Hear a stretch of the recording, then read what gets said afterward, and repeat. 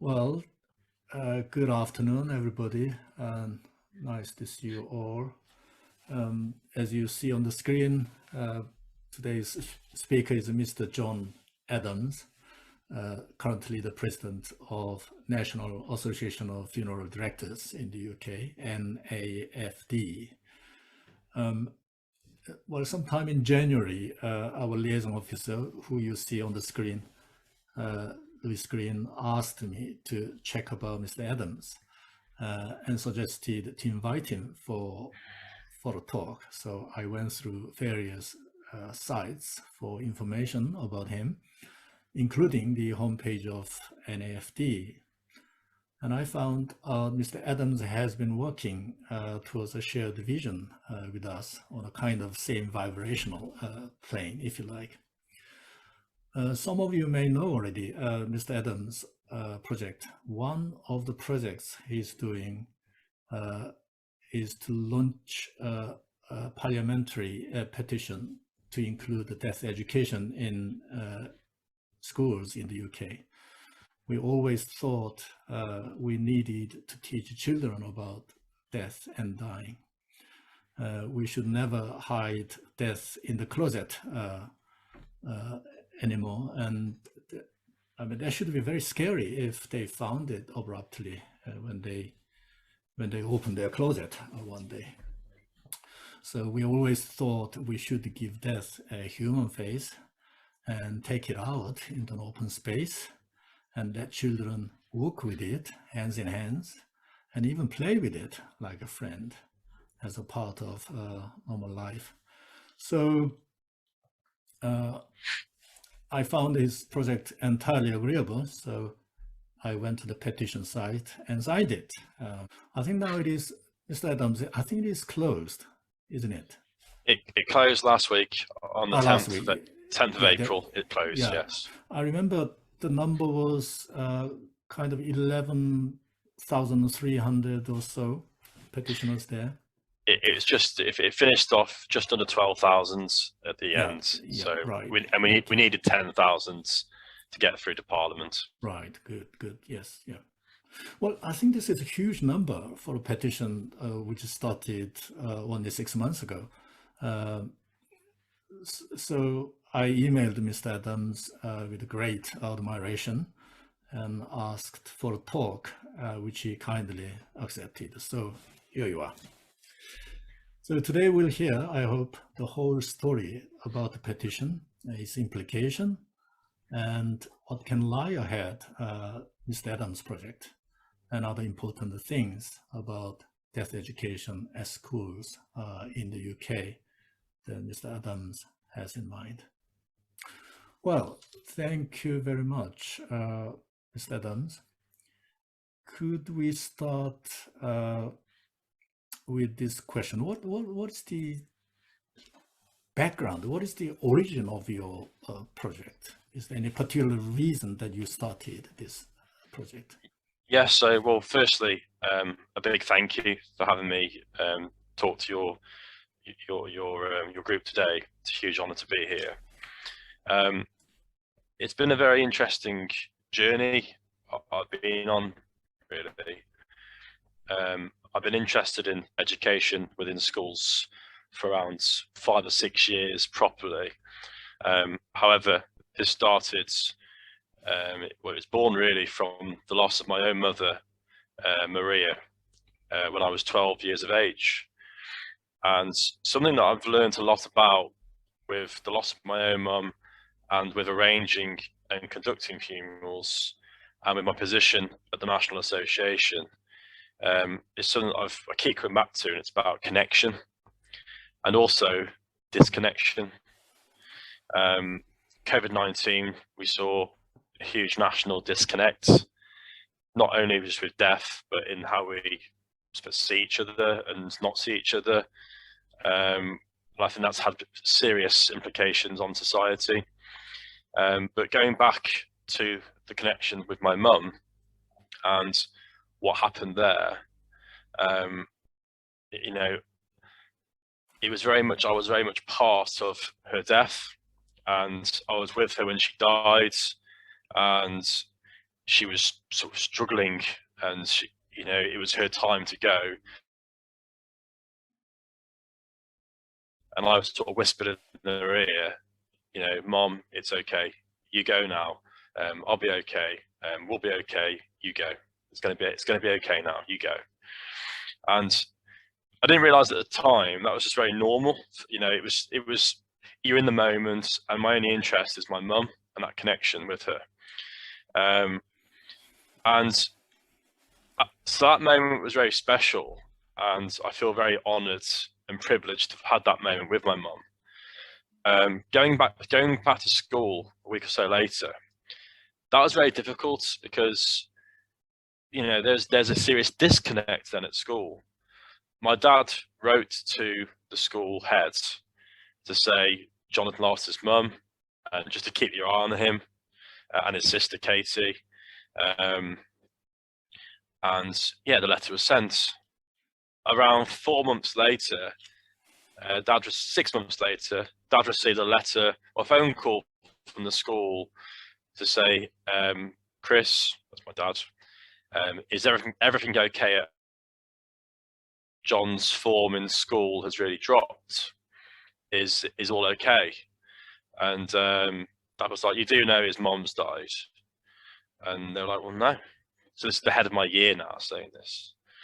So basically, the head of the school had received the letter and not actually actioned it, hadn't communicated it to anybody else because it's a bit difficult to sort out. It's an uncomfortable conversation. So for me, really, the experience at school, the communication was non-existent, and I'm not bitter by that. I'm not angry by that. What I did was take myself out of school. I felt almost embarrassed for other people, so I took myself out of the situation and just stayed at home for a long period of time. And that isn't the answer. That is not the answer. Bereavement and grief can be so special and can be so beautiful. And I've witnessed this now. So that's what happened to me as a young person. I spent 8 years in the Royal Navy, where I learned a lot about myself. I learned about what I stood for and who I am, and what I wanted to do in helping society. Not knowing exactly the direction, but knowing that there's lots of disconnect in society. Joining my family business, my service in Bridgnorth, when someone died, when there was children involved, naturally I'd gravitate towards them. Not to pull them into things and say you must be involved, but letting children know they can be involved, which is really important. For a young person, or for me who lost my mom, a 12-year-old boy, really, their sort of environment is quite small, and I think it should be quite small for a 12-year-old. Their mum and dad, their siblings, if they have siblings and they have a mum and a dad, that immediate family is their world, really. So they should have the option to be involved, is my view. That doesn't mean they should be always involved. They should be given the choice to be involved.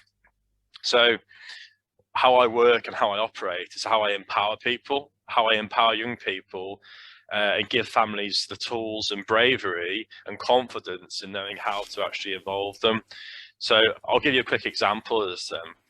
So we had someone recently, a young person, a young boy committed suicide around 17 years of age, and his mom was desperate, as expected. We arranged the funeral. I arranged the funeral with his mum and dad and his siblings, and she was just desperate. So I said, you know, just so you know, you can come and see him in the chapel arrest as much as you want to. And yes, John, I want to be there. I want to be there every step. So, well, just so you know as well, if you want to help in actually preparing him, dressing him, you can be. And just, yes, please, I want to be there for that. So we changed the environment in the mortuary. It's still, but we changed the space slightly. So there was candles, music, and she was very nervous about being involved in this, but she needed to be involved in this. And I remember it now. She said, I was the first person to put his sock on, so I want to be the last. I said, no, I understand that, and he's yours. He's not ours, he's yours. He's your son. And it went from that point, and afterwards, the weight that lifted off her that control that she was given and that connection that she has was remarkable and quite stunning. The day before the funeral, they came into the chapel arrest to see him. And before they left, I said, just so you know, I'm going to close the coffin tonight. And I always feel I don't have that honor to be the last person to see someone. So do you want to be here when I do that? And they said, yes, please. So we closed the coffin together, and they were the last people to see him. And again, it was beautiful. It was absolutely beautiful. The connection in the room, I've never seen anything like it.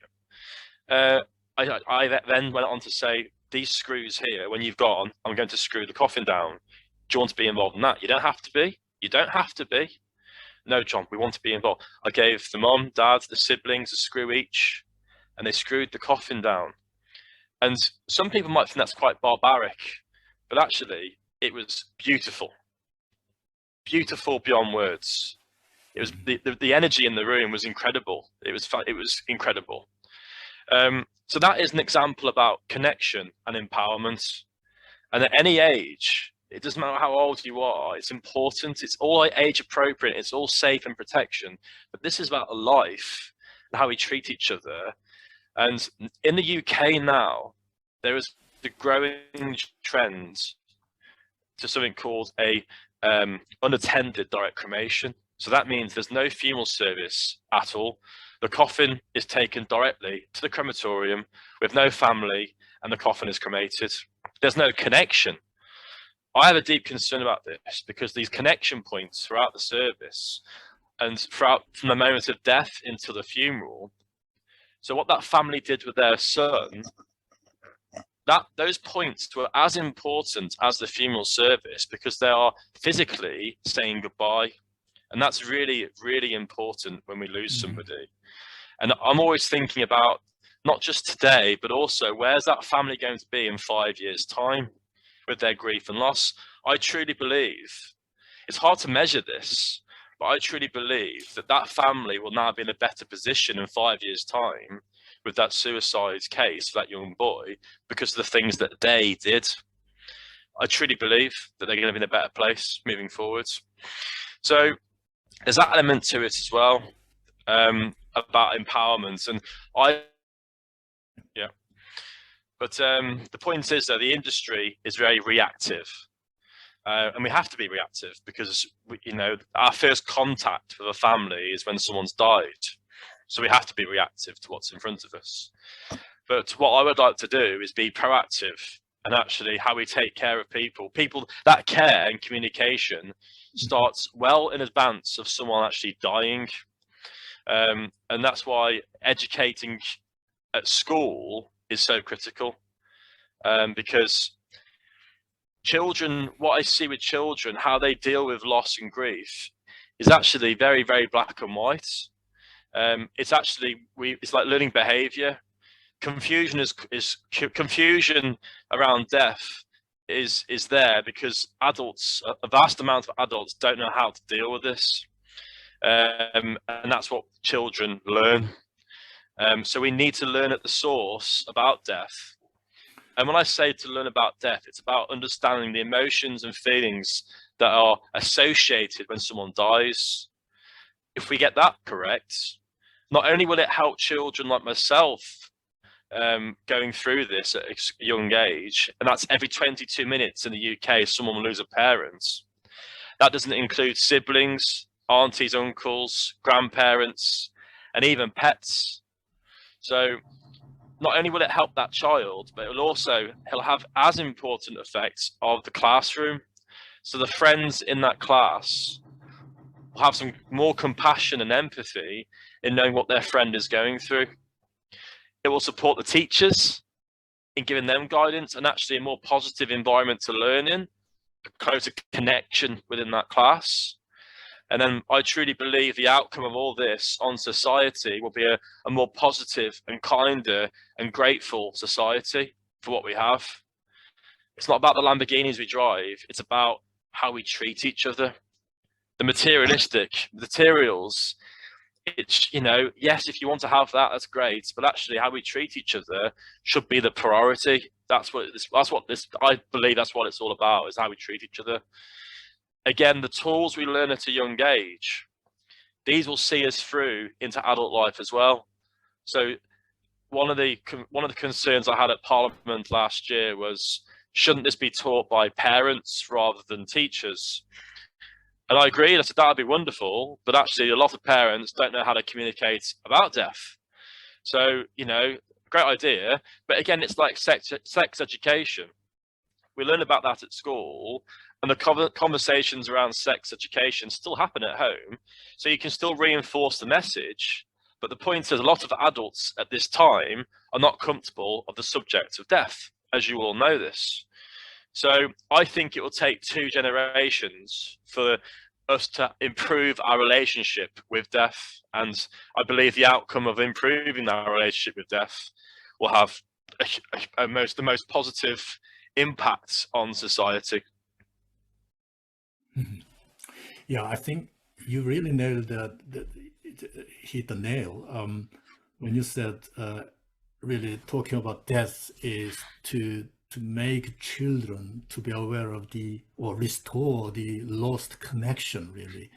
I mean, this connection is the source of the terror and scare when they are bereaved. Really, I was going to ask you actually, what sort of things should be talked about in death education, and I think you partly touched already when you said everything is about really a connection, and teaching about death to children is actually to find out who we are as a human. Really, we are all connected to each other, and a life arises there from the network of connection. I mean, you started this project for some time, and have you have any resistance to your project from any quarters? So I'll give you 3 examples. So the first one I've already mentioned was about shouldn't parents teach this rather than teachers? And as I say, that would be great in the future, but we're not ready for it yet because adults don't know how to communicate the vast amounts. The other one I've had, and actually my cousin, before I started, he brought this up with me and said, you know, it's admirable what you're doing, but you know, I've got 3 kids, John. Why can't they just be kids rather than them learning about this stuff that's going to upset them? And I said, okay, well, I get your points, but I don't agree with you, because children are already seeing death on their screens, on their films, in Disney, in their books, on the news. COVID-19 every day. How many deaths that day? The Queen's funeral. You could not avoid the Queen's funeral. So it's already around us. And actually, as you said, Dr. Chai, it's not with the unknown is when fear creeps in. When we provide clarity and clear information is when things actually drop off. When we get given bad news, you've been diagnosed with a terminal illness. It's the unknown. What's going to happen? If I give you all the answers, what's going to happen? Suddenly, I've got a plan. I know what's going to happen. That's what empowerment is. That's what control is. And with fear, when you fight fear with information and take charge of it, it's enlightening. You'll start to live properly. So I said to my cousin, okay, I'm going to give you a scenario now. You go to school, you go to work next week, and you kiss your kids goodbye in the morning, and on the way to work, you get hit by a lorry on the way to work. You don't come home that night. That's you, gone. Would you have preferred your children to learn about loss and grief 6 months prior to that event, or would you prefer them to learn about death the night you didn't come home? And his response was, okay, fair enough. It's an extreme example, and it's very unlikely that's going to happen, but the principles are correct. You know, it can happen. I say every 22 minutes in the UK, a child will lose a parent. So yeah, this is happening, and it's not just about educating people that are going to lose somebody at that age. It's about educating society on empathy and compassion, because death is all around us, and a lot of adulthood trauma, a lot of people who are struggling later in life, is based on childhood trauma. It was not approached properly. It was not tackled in the correct way. It was not discussed or talked about. And that's something that I've seen with the petition. A lot of people, there's a lot of grief in society that's come out now online to be involved in funeral arrangements 50 years ago, are getting in touch with me to say thank you. I was not allowed to be involved in my grandmother's funeral 50 years ago, and I'm still angry now about this. So it's just about awareness. That's all it is, awareness. Yeah, we know there's some reluctance on the part of adults and the society. Perhaps one of the reasons for that reluctance is we as grown-ups, we ourselves do not know what to do with death, because we ourselves have not overcome the fear of death yet. So perhaps that's one of the reasons that we are rather kind of reluctant in initiating this kind of move, although we know that it will somehow benefit our children. So I think partly it is a matter of how to bring in change in the whole society and the culture about the understanding of death and the attitude to death, really, death and dying. Dr. Chair, and with that, just to reinforce your points, I arrange funerals now with people, so children in their 50s who have lost a parent, and I'm arranging the funeral, and these families are in deep trauma because they've never considered that their mum or dad might actually die one day. Obviously, I find it remarkable, but I'm from the industry. I've been around death in our funeral home from the age of 6 or 7. So it's been around, it's part of my life. But I just find it remarkable that it's the only thing guaranteed for us all is to die. And I just find it incredible that we are disconnect from death. And what for my research is that Victorian era had a more healthier relationship with death. But from the wars, both wars, it created a detachment and again, a disconnect with death due to the vast amounts of loss in such a short space of time. I mean, there is a danger. You can compare the world wars with what's happened with COVID. And we have seen that disconnect, which I mentioned right at the start. And it's important that this disconnect doesn't continue into the future. I mean, people now, you know, the stuff I'm reading now about youngsters in relationships, less people getting married now, less women having children. You know, there is a trend growing around disconnect. So, you know, I do believe, I do hope that discussions on bereavement and awareness, death, dying and bereavement in schools can actually help. I was going to ask you, we know that you also partly mentioned some kind of resistance from people nearby you. I read some research papers that was written in 1990, and there was a pros and cons about talking about death to children, because one negative consequence could be the children became more fearful of death and they're more scared of death rather than coping with it with courage. So I believe there's some kind of pros and cons about the results, the consequence of teaching death to children. Now, what is your take on that? Yeah, how I'd respond to this then is that there was a huge pushback even around sex education. It takes that first step and that moment of bravery. But as I hope I've come across in this interview, that the outcome will be so positive on society. there's lots of schools. There are some schools in the UK that are already teaching what I'm proposing. The issue is the vast majority of schools in the UK don't have anything in place. So I've spoken to some schools that have it in place, and the response is just so positive, and that's from parents as well. So with the consultation now, which is due to take place this year, based on the back of the petition, I'm going to be speaking to those schools to feed into into the consultation as well, to again show Parliament and give confidence to parents and adults and teachers that this is going to be okay, and actually the results is only just positive, a positive move for all.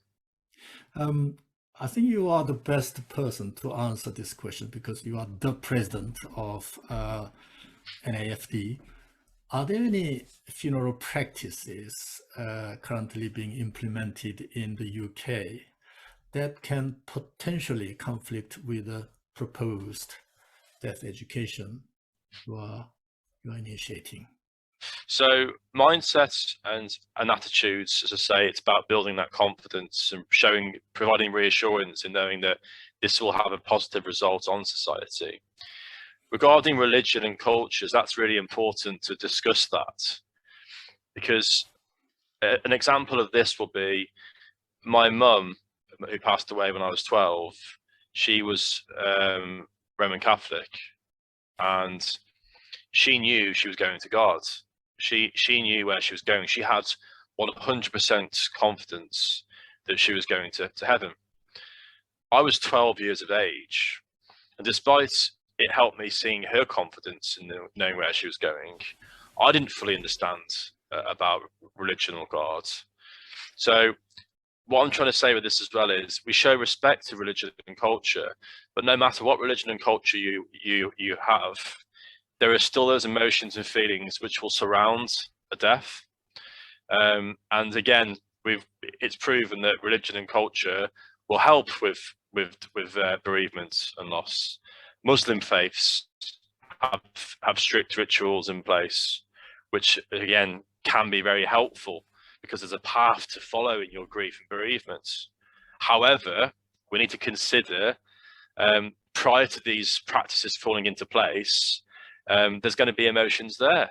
There's going to be sadness. There's going to be pain. There's going to be guilt. Lots of things that will contribute in that time. So it's about acknowledging that. So my answer is, regardless of what religion and culture you have, there's going to be those emotions and feelings there. I was going to ask you about this religious aspect. Well, I mean, the research article that was showing that death education had some negative impact on the concerned children. The reason was it triggered off the existential anxiety. In other words, yes, you can restore some connection they needed, but it can be only temporary kind of consolation.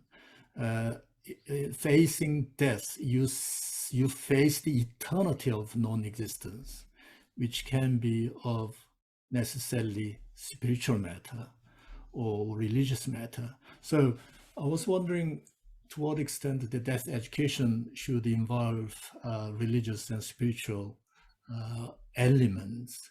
I'm a bit concerned about the present development wherein death education is being talked about within the framework of sex and health relational framework rather than religious studies framework. I know it is not an easy question. It's because it relates to how we understand death and what goes on beyond death. But isn't it necessary that we should somehow put the death education within the framework of religious education rather than merely just within the framework of relational human health, mental health framework? So yeah, that is a great question. For me personally, the conversations in school is the priority. I'd like to see it. I think it's important. It's a mandatory session, so it's taught. It has to be taught, and again, as long as it's age appropriate, is the key part here. It's also important to state that I'm not trying to reinvent the wheel, because charities like Child Bereavement UK already have the lesson plans in place, as do Project Eileen and other charities in the UK. This is already happening. So where this fits in with religion, then, I mean, you know, personally, I don't mind. I don't mind if it's not incorporated into religion. But I suppose from what you said, there is that connection there to religion. So it might be wanted to be taught prior to going through different types of religions and what their beliefs are when someone dies. It might be a subject to have prior to that. Because as I've mentioned, I hope that's clear, regardless of a religion or culture, emotions and feelings are going to be there. And I think it's about, this is a separate matter, is how I see it, really. Mm-hmm. I think this leads us to the question we looked at a few moments ago. I mean, how death should be talked about to children, and one idea is, as you initiated at a level of school curriculum, but on the other hand, I mean, the talking about death within family could also involve various other factors that cannot be publicly taught. So I believe if we take various approaches like a familial, communal, and formal school education, then we could perhaps involve various factors and approaches within this pedagogy process, I suppose. Yeah. And so it can be custom tailored to each familiar system situations. And I think you're right, and I think it reinforces the message that death is unique and there's not one size fits all to death.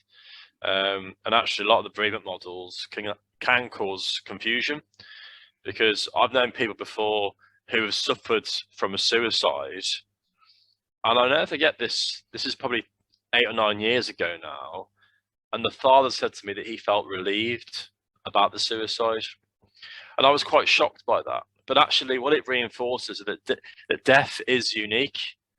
There is no other path to follow. We are all unique. Our relationships with that person are always unique. So I think you're right in what you say, and it should be taught in a way. I think age appropriate is the key thing. Being sensitive, being very mindful about the language and the communication tools we use. But actually, that shouldn't be a reason to put off, because no communication, I believe, is more dangerous and can cause more harm than the intent to try and help. Mm-hmm. Yeah. So we shouldn't not do something because it might upset somebody. I think that's more dangerous. Yes, I entirely agree with you. Yeah. Imagine you're a school teacher teaching 12-year-old group. How would you teach? How would you talk about death to those 12-year-old group? So I've got a great example actually on this. So it's all age appropriate. So for that age group, for example, the films that they've already seen. So for example, Lion King, which I'm sure we've all seen, Disney film. The point where Simba, his dad, dies, at that point in the film, we press pause. We discuss with the class, how do we think Simba is feeling right now on this death, on what's happened to his dad? Is he feeling angry? Is he feeling guilty? Is upset? He's terrified, he's scared, and that results in him running away because he doesn't know what to do. And we press play. And actually you can actually expand further on those emotions. What is anger? What is guilt? What is sadness? What is lonely? What is fear? So you can discuss these emotions. And then actually the beauty with these films is actually Simba goes back, and actually he takes his dad with him, as I've done with my mum. My mum is now my fuel and my fire, and actually Simba, you know, his dad who died, he sort of he becomes his energy as well, and he goes on, and it's a nice ending. But the reality is, you know, when someone dies, it isn't the end of that connection and that relationship. That person continues on in you, and regardless of your religion and culture, that remains the same. They are that person. There is still a connection. So I think, you know, that story right there would not create a classroom full of crying children. It would create a classroom full of conversation. And the next time they watched Lion King, they'd have more empathy and compassion to what Simba is going through. So there's an example for you. I entirely agree with you.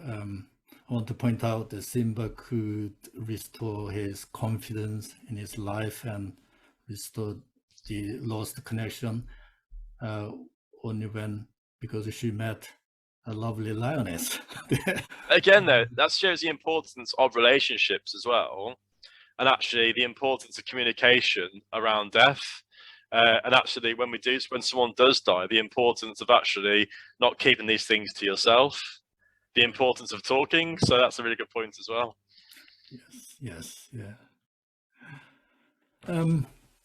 Now so your petition has been closed now, and there was a government response. How did the government respond, and where do you think your campaign will go from now, and where will it end up?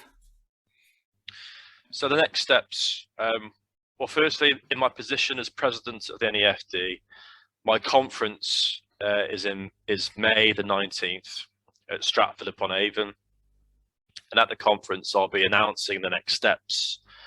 But just to give your group a taste of the next steps, a research paper was released last night. I was a co-author with academics from Bristol University, and that'll be one of the tools that feed into the public consultation, which will be opening soon from the Department of Education following the petition. So it's about preparing, and the preparation has already begun for the consultation.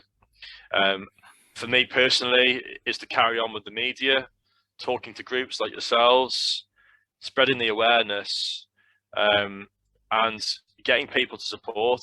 And anybody, I want to meet people that don't agree with me as well. You know, that's important. I want to pick their brains and understand what their fears are. And the next one as well will be to get teachers to understand as well how this will affect them and how it can help them. So people that might have fears around this, is to try and build that relationship with them and show them that there's an opportunity here to really help society.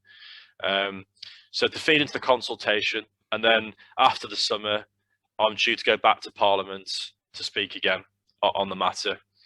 And then at that point, the consultation will close, and then we'll have to wait then for the next phase of this mission.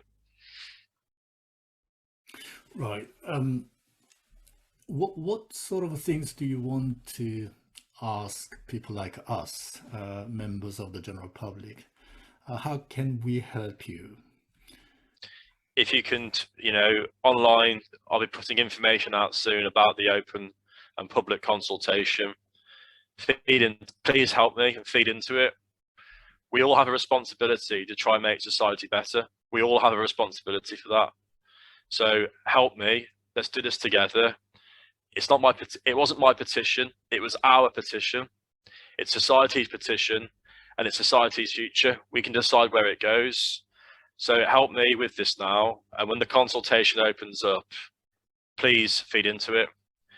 In any data, evidence, experiences, show them what we've been saying and what your group have been saying for some time, and feed into that consultation, and let's show Parliament that this is going to help society.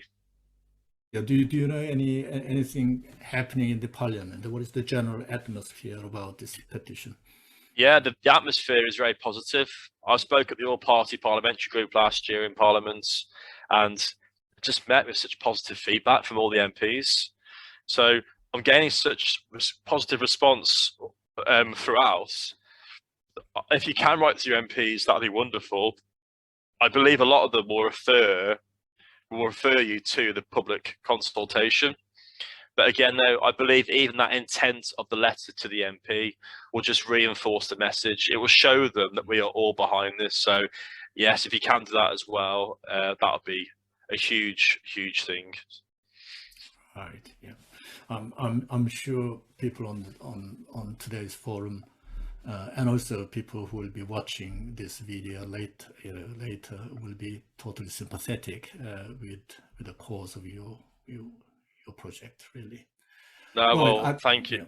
yeah. Yeah, I just want to say thank you. And regarding my own loss, I've never seen myself, or I don't see myself as a victim at all in this.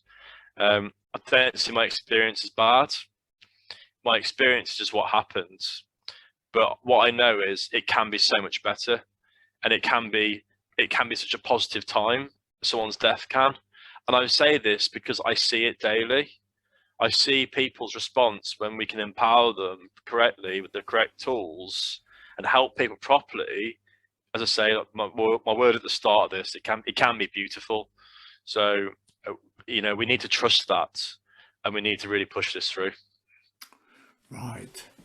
Well, thank you very much for your talk. I think people on the screen will have some questions. So I will open our session to the floor. Let's see if anybody has any comments or questions. Thank you. Louise. Yeah, thank you, John. That was an inspiring talk. One of the things that I was thinking about when you mentioned disconnects, I feel that young are being nudged towards disconnection, started in COVID, whereby there's a disconnect from the death experience or life's rituals. But our young are increasingly living life online. They're interacting with artificial intelligence, and they are being increasingly nudged towards disconnection because I think it makes them more malleable. Yeah. So I think the work that we're doing here today to chat about the death process, it gives them back a personal responsibility to live life well, and to realize that they're, and this is arguable, life beyond life. Yeah. Yeah. I'd like to brought in to bring partly responsibility back to the individual and to start thinking for themselves. I totally agree. And that's that level of resilience as well. And when we can start thinking for ourselves and take responsibility for our own actions, that's when special things can happen. We can stop blaming other people and start expecting things from people, and we start living. Absolutely. The current life is the important one, the one that we're in. Exactly. Well, thank you, Louise, for your feedback as well, and for being here tonight. It really means a lot to me, so thank you. That's the least I could do. Thank you.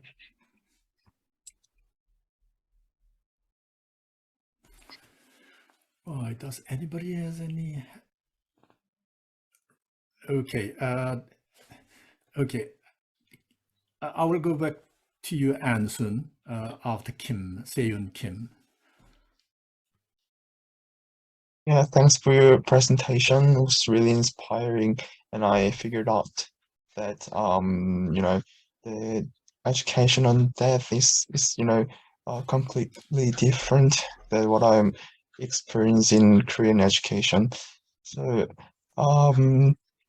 as Dr. Chi mentioned in a lot, but what I want to ask you is that, do you know the exact date when Parliament will tell you the outcome of the petition? Yeah, so thank you for that question. The outcome of the petition has now been completed, and the response has come back now from the petition. and that's what talks about the public consultation. I am awaiting the date of the public consultation within Parliament, which will be carried out by the Department of Education. But I have been told it will take place this year.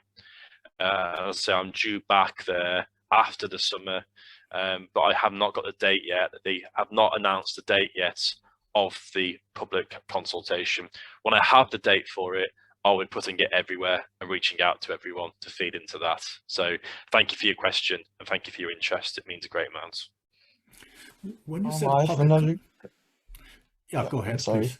Yeah. Yeah. Okay. So, according to your plan, from what age that deaf would be educated in the schools in the UK? So my proposal at this stage is to mirror sex education. So the last year of primary school and then the starting years of secondary school. That's my proposal at this stage. However, I believe that age appropriate is the key thing here, because I've met people, I'm not suggesting this, but I've met mothers and fathers who have children who are, say, 6 years of age, and because of the trauma the parents were going through, they weren't able to provide that care and communication for their children. So even though I'm proposing those ages for latter end of primary school and the start of secondary school, I believe there's no limit as long as it's age appropriate and it's safe. Is how I'd answer that. For your answer. Thank you. Thank you for the question and the answer. Anne, now for you. Well, what I was thinking was, I presume the education is going to be around the way the funeral directors deal with the dead person and the emotions that they have. But some weeks ago, I think it was Peter Fenwick who suggested our own deaths were influenced by the way we approach the process. Yep. I think he sort of implied that if we had some kind of positive outlook towards the dying process and what might come after, our dying experience would be more pleasant. And I'm wondering if something like that should also be incorporated in the education. I think that's, yeah, I agree. I think the outcome can be so positive, and the experience we go through when that family meet me for the first time to arrange a funeral, they will be in a different headspace. They'll be in a lot more aware space than they would have been. Discussing the actual funeral director side of things, I don't propose that. But naturally, I think discussing emotions and feelings, I think it will naturally spill over to what the funeral director actually does. And actually, as I mentioned, with now a rise in unattended direct cremation, that disconnect, which I have concerns about, again, I'm not against it, but I have concerns about it. I think it will highlight the importance of how and why we say goodbye to our loved ones. And that can be in a real simple form, but it's just the importance of physically letting go. But it's about that connection, the importance of the connection when someone dies. So I think naturally what you say, Anne, it will spill over to that. Yes. And again, thank you for your question. Thank you.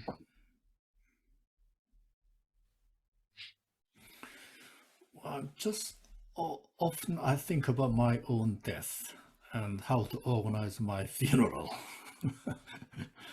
As an expert, do you have any advice? So how I'd respond to this, and it's always been there in me really, and COVID-19, it really highlighted my views. At the start of the pandemic, when the first lockdown happened, funerals were restricted to 6 people in attendance. And I was fearful because it's about how we give empowerment and control to families. And what I learned within probably 5 or 6 days of this new world was actually the type of coffin or the vehicle we used to get there, to an extent, was actually irrelevant. It was about the connection in that crematorium chapel or that funeral venue amongst the people that were there. And it was about the relationships, and it was genuinely about the connection again. So what I saw at some funeral services with 6 people there was actually stunning and again beautiful. They stood around the catafalque, which is the table at the front of the crematorium, and actual barriers which are usually in place at a funeral service with family, a vicar and a coffin, like my mum's funeral, they were gone, because I would say to people, there's only 6 of you here, why don't you come around the coffin? And they would hold the coffin. And it reinforced my view that a funeral service is not about the materialistic items we have there. If they help you having materialistic items, having a horse-drawn funeral, then wonderful. If that helps you, fantastic.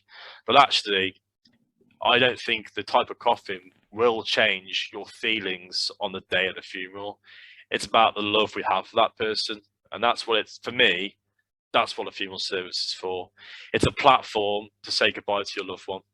It's a platform to physically let go. It's a platform to have a connection. How you do that is unique and it's up to you, but it's down to you or family. It's down to you as an individual.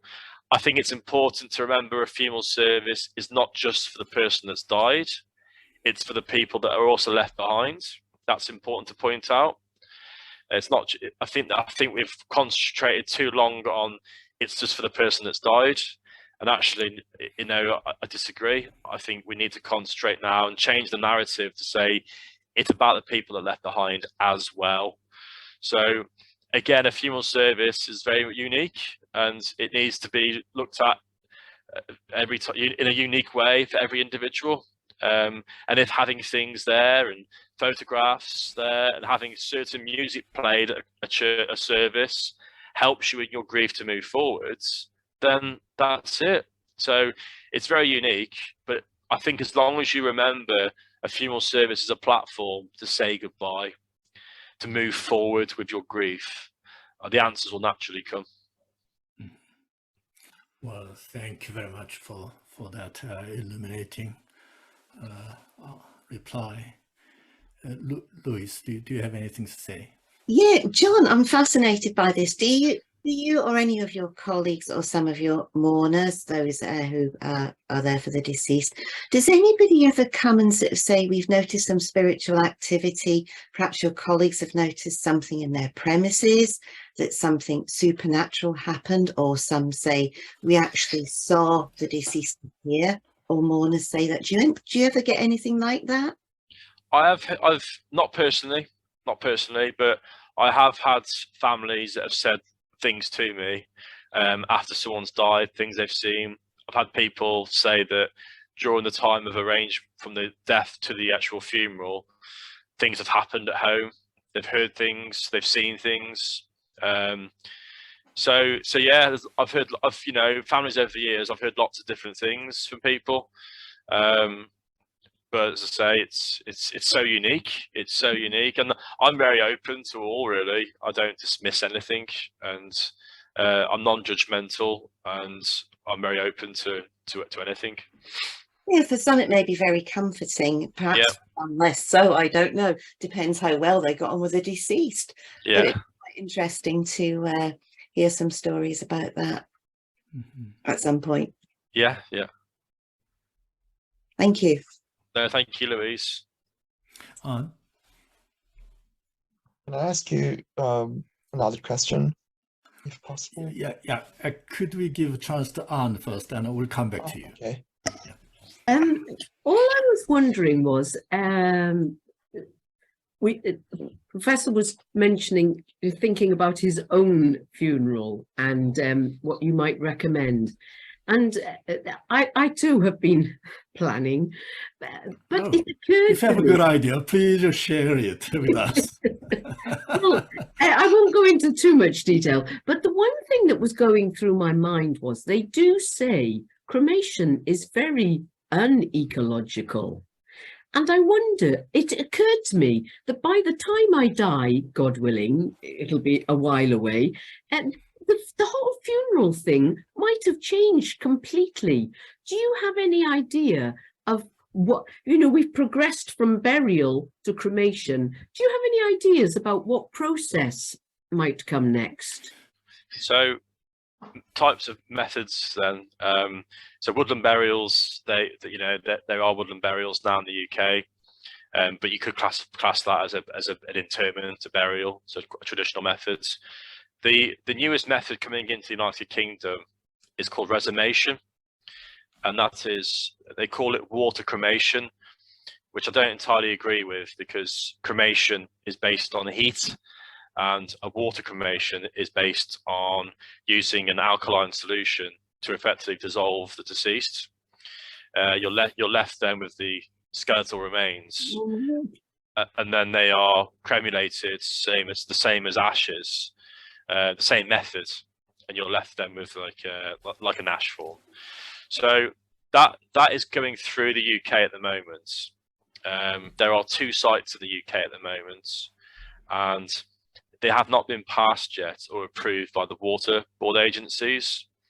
The water board agencies aren't sure in knowing how to deal with this.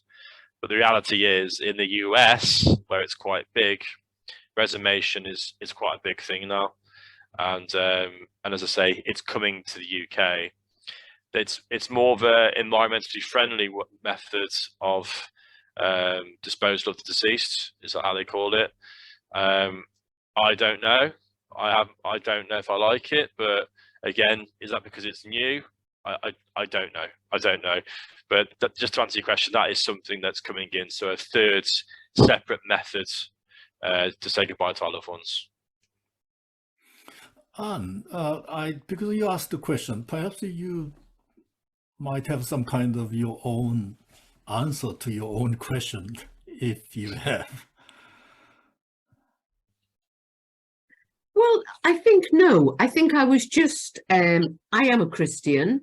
I wanted an element of religious activity. I think that's more for my benefit, because I don't think my extended family, I don't think that's as important to them as it is to me. We've lost both of our parents, and the social side of it actually was very important. Yeah. Family coming together, memories, and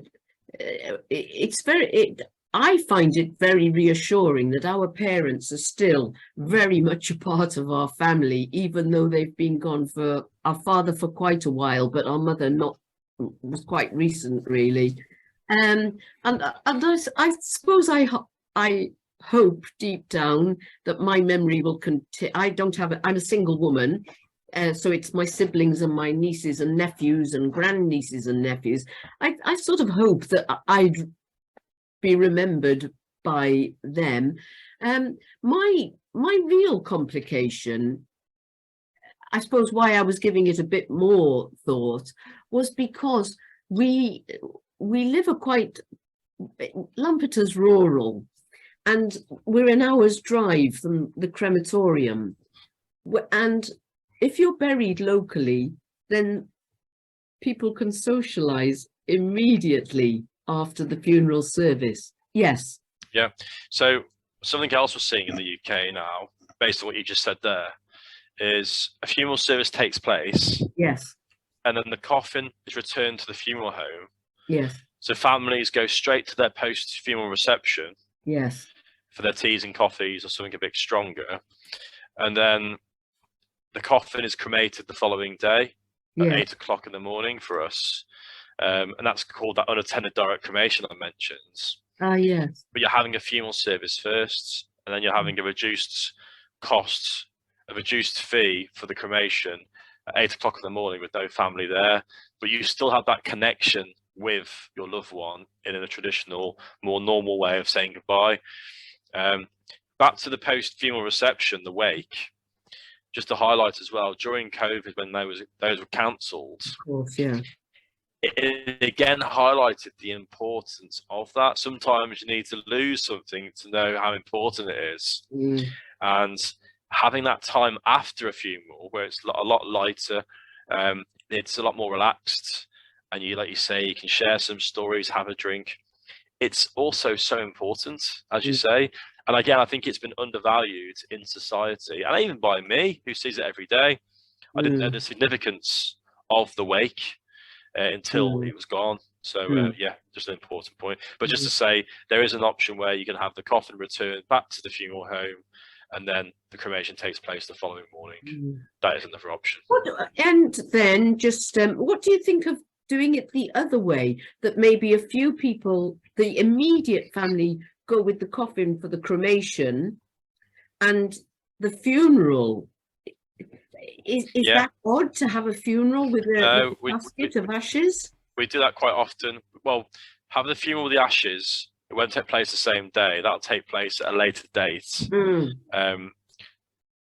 have a cremation ceremony in the morning and then a memorial service after that, which happens quite frequently, that works well. My only observation with that is there's no coffin there. And again, as I've mentioned throughout this talk, it's about that connection. Yes. But for some people, you know, the immediate family have had that connection, and that's what they need, and that's the important part. Yes. But again, it's just some thought about other people as well who may need that connection. Yes. Thank you. No, thank you, Anne. Dr. Chi, John, thank you very much. I'm sorry I'm going to have to go. Okay, yes, see you again. Thank you very much for your Thank you, Louise. with us. A marvellous talk. Every success, and I'm sure we'll speak again. Thank you, Louise. Take care. Bye all. Bye now. Goodbye. See you soon again. Yeah. Seiyun Kim, you waited for a long time. Thank you. I'm not sure that my question would be directly related with this form, but currently I'm interested in the system of euthanasia, also known as well-dying. So how can the education about death affect the social perspective about euthanasia? Do you have any idea? For me, just to state, that hasn't formed any part of this petition or conversation really. It's not something that's obviously legal in the UK. So yeah, it's not something that's been discussed or considered in this approach. But thank you again for your question. I do really appreciate it. Thank you. Well, it was very heartbreaking to hear about the father who actually accepted with some kind of gladness the son's suicide. I think we see here the two different kind of issues intersecting with each other. The children who lost their parents and suffering grief, and the other group is actually children who might be facing their own death, either because of any terminal illness or suicidal temptation. So just wondering to what extent this death education will help the second group as well. So we are seeing nationally in the United Kingdom a rise in suicide. That is happening. And obviously we can't guarantee it, and it's hard to measure this, but personally I feel confident that if we discuss the emotions and feelings that are associated with death, and again with suicides, how the feelings are of the family who are left behind, I do hope, I do believe that there will be a contributing factor in people gaining more help with this rather than carrying out this act. So I'm optimistic but again, it's hard to measure this because this is long-term stuff rather than immediate short-term results and measurements and data can take in this action, because they would have education knowing how their family might be feeling afterwards. Right, yeah. Well, thank you very much. I think we have enough discussion unless you have any other comments or questions to ask. So I think it's time to bring our talk to close. Well, thank you again, Mr. Adams. That was tremendous, really. You gave us a lot of stuff to think about today, and that will greatly help us all really to handle with this complex question. And thank you so much for having me today. It's been a huge honor. Thank you. Okay, thank you very much. So I wish you all the best, and see you again soon. Thank you. Thank you. Thank you. Bye-bye. Bye.